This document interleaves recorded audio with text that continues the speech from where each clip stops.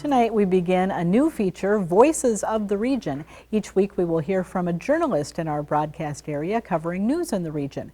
We'll focus on those underreported narratives at a time when more and more small-town media sources are folding due to financial pressures. This week our contributor is Heidi Holtan, News and Public Affairs Director for Northern Community Radio in Grand Rapids. Heidi talked about the local situation with COVID-19 after a conversation she had with doctors at Grand Itasca Clinic and Hospital.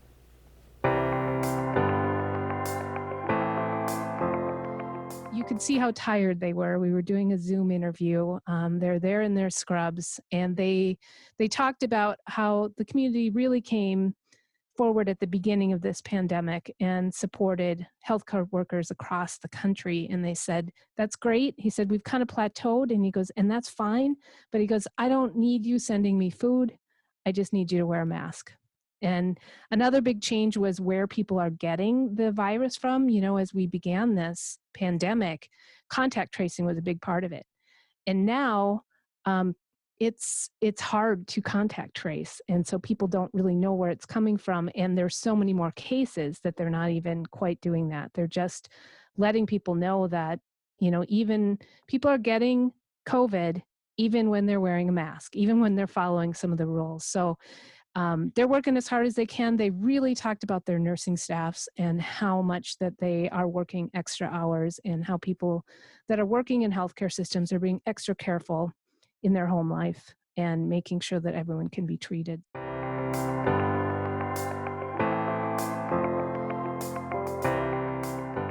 We once a month have a conversation with Jesse Davis, a local real estate agent.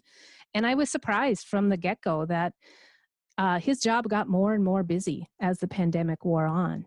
And he talked to me about, he said, sales are up 10% during this pandemic, but interest rates are down 30%. So if you're buying, that's good. But the inventory is down 30%. It's really hard to find anything. He's finding a lot of people want to move to Itasca County from other places. Part of that is it is a little bit more reasonable than some other lake communities right now, say Crow Wing County, Brainerd area, Detroit Lakes, Alexandria. And there's also opportunities here to get some loans from the USDA in Itasca County, but that also makes it very hard for people there's almost always bidding wars now with people. It also goes into people are considering buying more than renting. Right now, there's about a 1% chance you can find something to rent in Itasca County. It's really tough to find an apartment or a house to rent. And so people are finding it cheaper and a better option to be able to buy right now.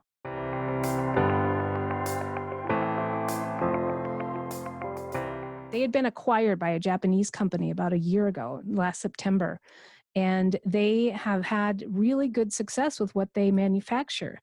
It is those skid steers that you see people using on construction sites. Foresters use them, landscapers use them, those kind of caged machines that people are using. And so right now they employ 188 people in Grand Rapids.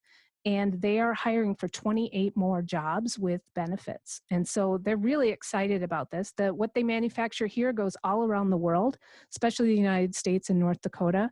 But they're really seeing an uptick in people wanting this kind of thing, because I think, you know, as we talked about real estate, people are building more, people are paying attention, they have more time, they're maybe landscaping more, they're hiring landscapers because they're not spending their money on vacations or trips or that kind of thing. So it's really good news out of ASV that there'll be more jobs and more jobs with benefits in the region.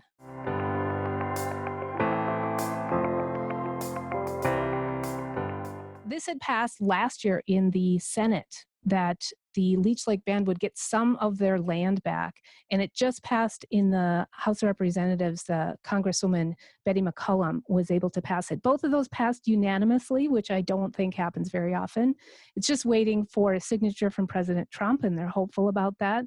But Leech Lake Band has the least amount of land of any of the tribes in the state of Minnesota, in part due to the Chippewa National Forest, but also there are 3 really big lakes in that region, Leech Lake, Lake Winnebagosh, and Cass Lake. And so there isn't that much land, and there's really, especially during the pandemic, there is a need for housing. And housing, building new housing is more difficult when it comes to tribal lands. And so this is going to make things easier and hopefully provide more choices for the folks that live on the Leech Lake Reservation.